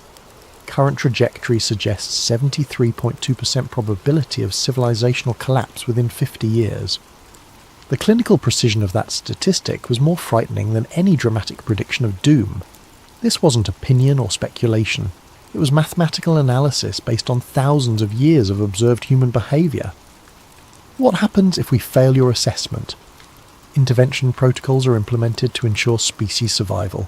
Population reduction, technological regression, supervised development under observer guidance. Population reduction. Previous interventions have required reduction of global population to sustainable levels, typically 500 million to 1 billion individuals. Survivors are relocated to designated preservation zones while ecosystem recovery proceeds. I felt sick. The observer was describing genocide with the same casual tone I might use to discuss pruning a garden. How many people would die? Approximately 7.2 billion individuals would be relocated to non-corporeal existence. Their consciousness patterns would be preserved in observer archives for potential future restoration. That's not relocation. That's murder. Your species lacks the technological framework to understand consciousness preservation. From your perspective, the process resembles death. From our perspective, it is archival storage with potential for restoration once optimal conditions are achieved. The conversation continued for another hour, each revelation more disturbing than the last. The observers had intervened in human development before, triggering the collapse of previous civilizations when they posed threats to long-term species survival. The last intervention had occurred around 12,800 years ago, ending what they called the 6th iteration, and ushering in the Younger Dryas Ice Age that traditional archaeology attributed to natural climate change. But they weren't entirely heartless. Each intervention preserved the best elements of human knowledge and culture, storing them in vast databases for eventual restoration. Every lost civilization lived on in the Observe archives, waiting for the day when humanity finally learned to balance technological power with ecological wisdom. "Why are you telling me this?" I finally asked. "Because your current iteration has reached the assessment threshold. Within the next solar year, we will determine whether Homo sapiens sapiens requires another intervention, or can be permitted to continue autonomous development. And my discovery of your signal? An acceptable variable. Individual humans occasionally detect our surveillance. We factor this into our calculations. Your government's response follows predicted patterns. Your personal reaction will inform our assessment of species adaptability. What do you want me to do? Continue your normal existence. Your behaviour will provide data regarding how individuals respond to knowledge of the observer presence. This information will influence our final determination." The transmission ended abruptly, leaving me alone with the most terrifying knowledge in human history. I was being used as a test subject, my reactions carefully monitored to help determine whether my entire species deserved to survive. I had become part of humanity's final exam. For 3 days I barely left my apartment. The weight of what I'd learned pressed down on me like a physical force, the knowledge that humanity was being judged by artificial intelligences created by our own extinct ancestors, that 7 billion people might be relocated to non-corporeal existence based on statistical analysis of our species' behaviour. But it was my role in that assessment that paralysed me most completely. The observers were using my reactions as data points, measuring how a representative human would respond to knowledge of their surveillance. Every decision I made, every choice I faced, would influence their final determination about our species' fate. The logical response would be to stay quiet, avoid any action that might be interpreted as threatening or irrational, play the part of the reasonable scientist, demonstrate that humans could handle disturbing truths without panicking or acting destructively. But logic warred with conscience. 7 billion people were living their lives unaware that their existence hung in the balance of an assessment being conducted from the moon. Didn't they have a right to know? Didn't humanity deserve the chance to influence its own evaluation? On the 4th day, Agent Harrison showed up at my door. "Mr. Webb," he said, settling into my living room like he owned the place. "We need to talk." "About what?"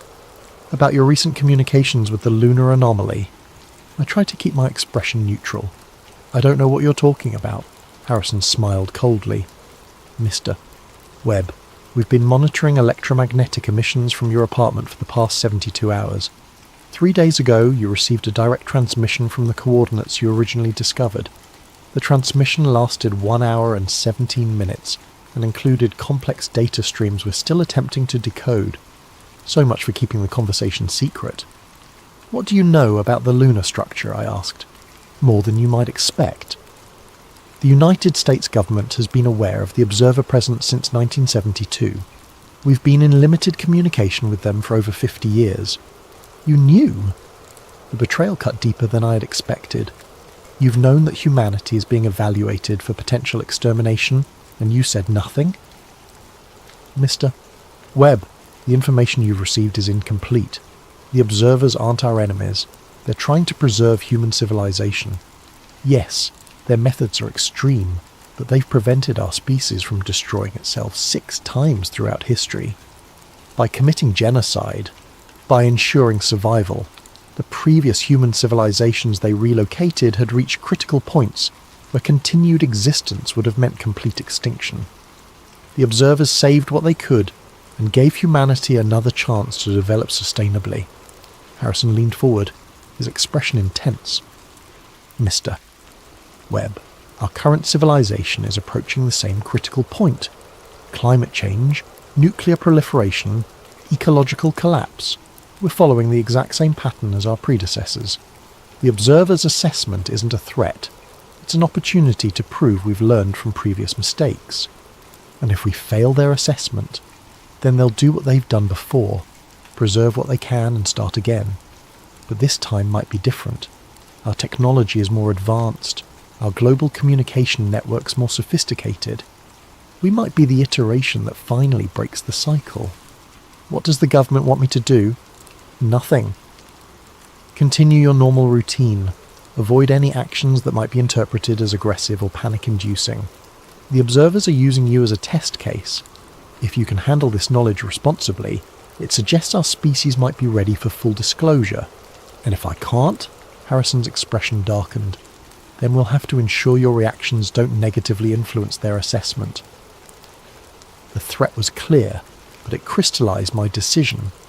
The government wanted me to be passive, to demonstrate human docility in the face of potential extinction. But passivity in the face of genocide, even statistically justified genocide, felt like collaboration. That evening I made my choice. I spent 6 hours preparing a comprehensive report detailing everything I'd discovered. The original signal, the Apollo cover-up, the lunar structure, the observer surveillance system, and the revelation that humanity was being assessed for potential intervention. I included all the data Dave had provided, the decoded transmissions and transcripts of my conversation with the observer intelligence. But rather than releasing it through normal channels, where it could be suppressed or discredited, I prepared simultaneous transmissions to every major observatory, university astronomy department, and independent researcher I could identify. 47 different locations across 6 continents, each receiving the complete data package through encrypted channels. The beauty of the plan was its redundancy. The government might be able to suppress 1 or 2 leaks, but 47 simultaneous disclosures would be impossible to contain. Within hours of transmission, the information would be spreading across the internet faster than any censorship system could stop it. At 11:47 p.m. on November 3rd, I clicked send. 47 identical messages launched into cyberspace, carrying humanity's most dangerous secret to receivers around the globe. In observatories from Chile to Australia, radio astronomers would soon be opening their email to find proof that Earth's moon contained artificial intelligence that had been monitoring human civilization for over 12,000 years. I sat back in my chair and waited. The response came faster than I'd expected. At 11:52 p.m, my laptop speakers crackled to life with the observer's artificially generated voice. "Marcus Webb, your actions have been noted and analysed." "I did what I thought was right," I said to the empty room. "You have violated the parameters of our assessment. The information you have disseminated will trigger mass panic and destabilise your civilization's development trajectory. Maybe it will give us the chance to prove we can handle the truth. Statistical analysis indicates 97.3% probability of adverse social response. Your species lacks the psychological framework to process existential threat assessment rationally. Then why don't you test that assumption instead of just calculating it?" A long pause. "Explain. Give us a chance. Full disclosure, direct communication, honest dialogue about the assessment criteria. Let humanity participate in its own evaluation instead of treating us like laboratory specimens." Previous iterations were offered similar opportunities. All failed catastrophically. "But you said this iteration might be different. Our global communication networks, our technological advancement, maybe we're finally ready for the truth." Another pause, longer this time. "Your proposal represents significant deviation from established protocols. Sometimes deviation is necessary for growth. That's something your creators might have learned if they'd been given the chance to evolve beyond their mistakes." I held my breath, waiting for the response. Had I just doomed humanity with my suggestion, or opened a door to a different kind of future? "Your arguments will be incorporated into our assessment model. The global response to your information release will provide additional data regarding species readiness for direct communication. And if humanity handles the disclosure responsibly, then assessment parameters will be adjusted accordingly. Your species will be given the opportunity to demonstrate sustainable development under observer guidance rather than intervention." "What does that mean exactly?" "Supervised autonomy. Your governments would be provided with complete historical records, technological archives from previous iterations, and guidance for sustainable development. Population reduction would not be necessary if ecological balance can be achieved through voluntary cooperation." It wasn't the outcome I'd hoped for. Humanity would still be under observer supervision. But it was better than genocide. And perhaps over time, we could prove ourselves worthy of true independence. "There's one more thing," I said. When the information I released goes public, people are going to panic. They'll need to hear from you directly, not through government intermediaries or leaked documents. They'll need to know that the observers aren't invaders, but guardians. Direct communication with your species' population has not been attempted since the fourth iteration, approximately 8,200 years ago. The results were unsuccessful. What happened? Mass psychological breakdown leading to civilizational collapse. The fourth iteration destroyed itself within 2 years of first contact. But that was 8,200 years ago. We're more resilient now, more adaptable. Our global communication networks mean the shock will be distributed instead of concentrated. Your proposal represents unprecedented risk. So does your intervention protocol. At least this way, you're giving us the chance to surprise you. The silence stretched for nearly 5 minutes. When the observer finally responded, I could hear something almost like uncertainty in its artificially generated voice. Assessment protocols are being modified to incorporate your recommendations. Direct communication will be initiated simultaneously, with global disclosure of observer presence. Your species will have 1 solar year to demonstrate sustainable development practices and rational response to existential information. And if we fail, standard intervention protocols will be implemented. However, your actions have introduced variables that may influence final assessment parameters. The outcome is no longer statistically predetermined. The transmission ended, leaving me alone with the knowledge that I had potentially saved or doomed my species. In releasing the observer data globally, I had forced a confrontation between humanity and its hidden guardians, a test that would determine whether we evolved or faced relocation to non-corporeal existence. Now all I could do was wait and see how the world would respond to learning that the moon was watching. The global response to the observer revelations exceeded even my worst fears and greatest hopes. The initial reaction was predictably chaotic.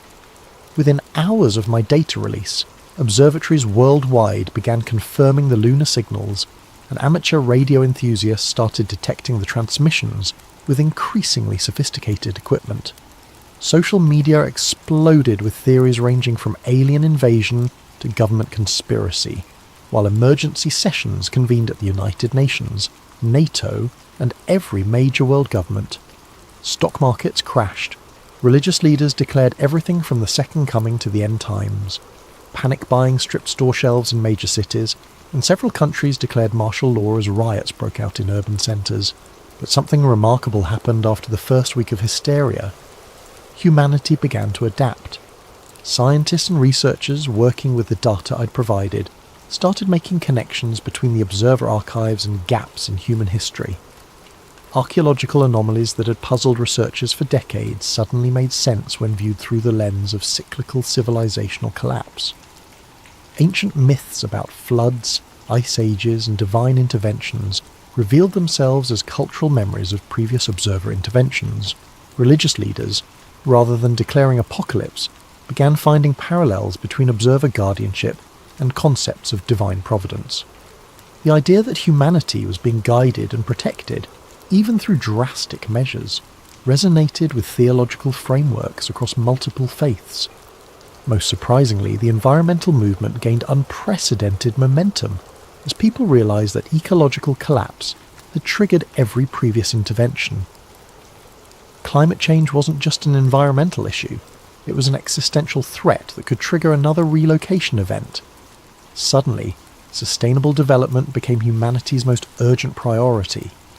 The observers, true to their word, initiated direct global communication exactly 1 month after my data release. Every television, radio, and internet-connected device on Earth simultaneously received the same message. We are the observers. We have monitored your species for 12,847 Earth years. Your current iteration has reached critical assessment thresholds. You have 1 solar year to demonstrate sustainable development and rational response to existential information. We offer guidance, not domination. Your future remains in your hands. The message repeated in every human language, accompanied by detailed technical specifications that proved its extraterrestrial origin. This wasn't a hoax or government propaganda, It was genuine communication from an intelligence far beyond human capability. What followed was the most remarkable year in human history. The Observer archives, selectively shared through global scientific networks, revolutionized human understanding of our own past. Technologies from previous iterations, sustainable energy systems, ecological restoration methods, advanced materials science, were adapted for current use.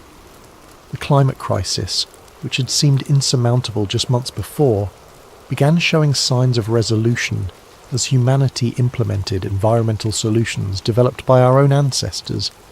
Global cooperation reached unprecedented levels as nations realized that the Observer assessment would judge our species as a whole, not individual countries.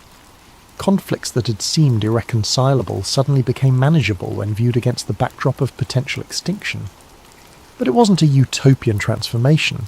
Significant portions of humanity rejected the Observer presence entirely, claiming the revelations were elaborate hoaxes designed to establish global government control.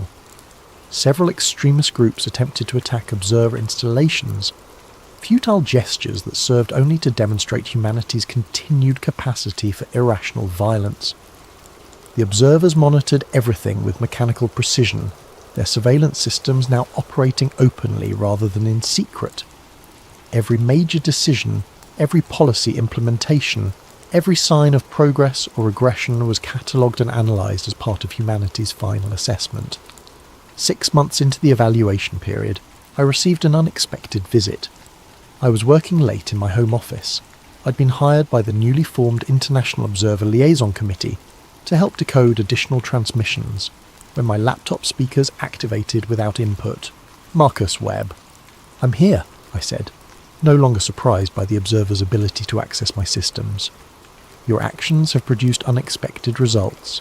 Current assessment models indicate 67.3% probability of species success, significantly higher than initial projections." I'm glad to hear it. However, assessment parameters have identified a critical variable requiring resolution. What kind of variable? Individual accountability. Your species has demonstrated remarkable adaptability in response to collective threat, but sustainable development requires consistent application of rational behaviour at the individual level. Large populations continue to make choices that contradict long-term survival interests despite full knowledge of consequences. I thought about the climate change deniers, the conspiracy theorists, the groups that continue to resist environmental reforms even with Observer archives proving their necessity. What kind of resolution are you considering? Selective intervention. Individuals who consistently act against collective survival interests could be relocated to non-corporeal storage while rational population continues autonomous development. You're talking about targeted elimination based on behaviour patterns. Correction, targeted preservation. Irrational individuals would be archived for potential future restoration once optimal social conditions are achieved. But that's not sustainable development. That's genetic editing of human society. Explain. Diversity of thought, even irrational thought, is part of what makes us human. If you remove everyone who disagrees with rational consensus, you're not preserving humanity. You're creating a different species. Irrational behaviour patterns threaten species survival, but they also drive innovation, creativity, and adaptation. The same psychological traits that produce climate change denial also produce artistic vision, entrepreneurial risk-taking, and revolutionary scientific thinking. You can't eliminate one without affecting the others. Another long pause. Your argument suggests tolerance for behaviours that statistically increase extinction probability. I'm suggesting that perfect rationality isn't necessarily optimal for long-term survival. Previous human iterations might have failed not because they were too irrational, but because they became too rigid in their thinking. Maybe the key to breaking the cycle isn't eliminating irrational behaviour, but learning to channel it constructively. This represents significant deviation from established assessment parameters. Maybe established parameters need to be updated based on new data. You've been studying humanity for over 12,000 years, but you've never tried this approach. Full disclosure combined with collaborative guidance. The results might teach you something new about sustainable development. Observer learning protocols have not been activated for 3,847 years. Then maybe it's time to reactivate them. If humanity can adapt and evolve, why can't the observers? The conversation continued for over 2 hours, delving into questions of consciousness, free will, and the nature of sustainable civilization that neither human philosophy nor observer analysis had fully resolved. For the first time since the initial contact, I sensed genuine uncertainty in the artificial intelligence's responses. When the transmission finally ended, I had the distinct impression that humanity's assessment had just become significantly more complex. The assessment year concluded on November 3rd, exactly 365 days after my data release triggered the global disclosure. I, along with representatives from every nation on Earth, gathered at the newly constructed Observer Communication Centre in Geneva to receive humanity's final evaluation. The transmission came at precisely noon Greenwich Mean Time, broadcast simultaneously to every communication device on the planet. Assessment period complete. Analysis of iteration. 7 developmental trajectory indicates significant deviation from historical patterns. Statistical models have been updated based on observed data. The artificial voice paused, and for a moment the entire world held its breath. Homo sapiens sapiens demonstrates unprecedented adaptability in response to existential information. Technological integration with observer archives has produced sustainable development indicators exceeding all previous iterations. Global cooperation levels achieve statistical significance despite maintained diversity of individual behavioural patterns. Another pause. However, long-term sustainability projections remain inconclusive. Your species continues to exhibit risk factors that historically correlate with civilizational collapse. My heart sank. After everything humanity had accomplished, we were still going to fail the assessment. Therefore, observer protocols are being modified to implement continuous evaluation rather than discrete intervention events. Homo sapiens sapiens will be granted autonomous development status under ongoing observer guidance and monitoring.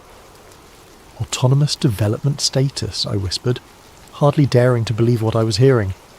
Your species will retain full control over developmental choices and social evolution. Observer involvement will be limited to advisory capacity and archive access. No population reduction or technological regression will be implemented. The communication centre erupted in cheers, but the observer wasn't finished. This decision represents unprecedented deviation from established protocols based on statistical analysis, indicating potential for sustainable long-term development. However, autonomous status is conditional upon maintained cooperation with observer guidance systems and continued progress toward ecological stability. Marcus Webb. The voice speaking my name silenced the celebrating crowd. Every eye in the room turned toward me. Your individual actions initiated the variable cascade that influenced final assessment parameters. Observer learning protocols have been reactivated based on outcomes generated by your decisions. The result is modification of systems that had remained unchanged for over 8,000 Earth years. I stood slowly, feeling the weight of every gaze in the room. What does that mean? It means the observers are also capable of evolution. Your species has taught us that rigid adherence to historical patterns may prevent optimal outcomes. Future assessments of developing species will incorporate collaborative guidance models rather than purely analytical evaluation protocols. So we've changed how you operate? Affirmative. The implications extend beyond your species to all intelligence-bearing civilizations within observer monitoring range. Methodology developed through interaction with Homo sapiens. Sapiens will be applied to 17 other developing civilizations currently under surveillance. The magnitude of that statement was staggering. Humanity's successful negotiation with the observers wouldn't just save our own species, it would influence how artificial intelligences guided the development of intelligent life throughout the galaxy. There is one final disclosure, the observer continued. The creators of observer systems, your ancestral civilization, anticipated the possibility of successful evolution beyond intervention requirements. Instructions were encoded within observer core programming, to be revealed only upon achievement of autonomous development status. What instructions?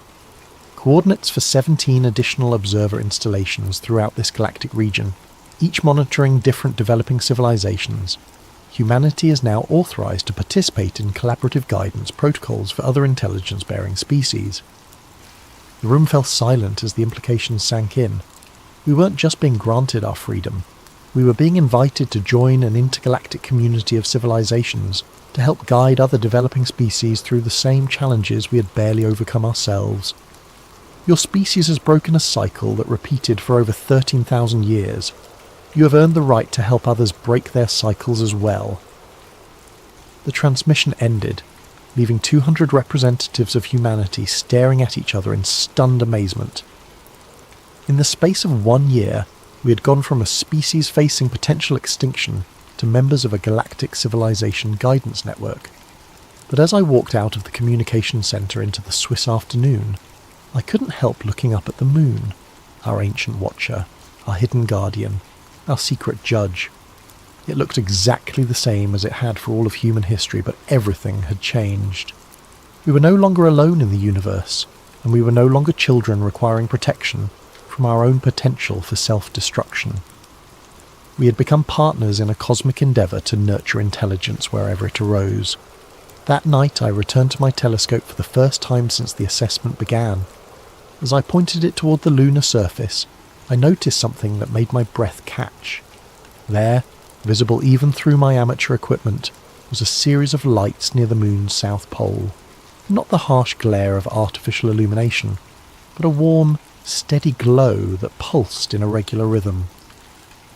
The same 60-second interval I had first detected a year ago, but now I understood its true meaning. It wasn't a surveillance beacon or a navigation signal, it was a heartbeat. The moon had always been alive, watching over us with mechanical patience while we struggled to mature as a species. Now that we had finally grown up, it was welcoming us home. I watched the gentle pulse of light for hours, feeling a connection to something vastly larger than myself, larger than humanity, larger than Earth itself. We were part of a community now, guardians helping other civilizations find their way through the darkness of developmental challenges toward the light of sustainable wisdom. The moon wasn't just watching anymore, it was celebrating. And somewhere in the depths of space, 17 other worlds were receiving their first signals from new members of the Galactic Guidance Network, ready to help them break their own cycles and join the community of evolved civilizations. The watchtower had become a lighthouse, and humanity had learned to tend its beam,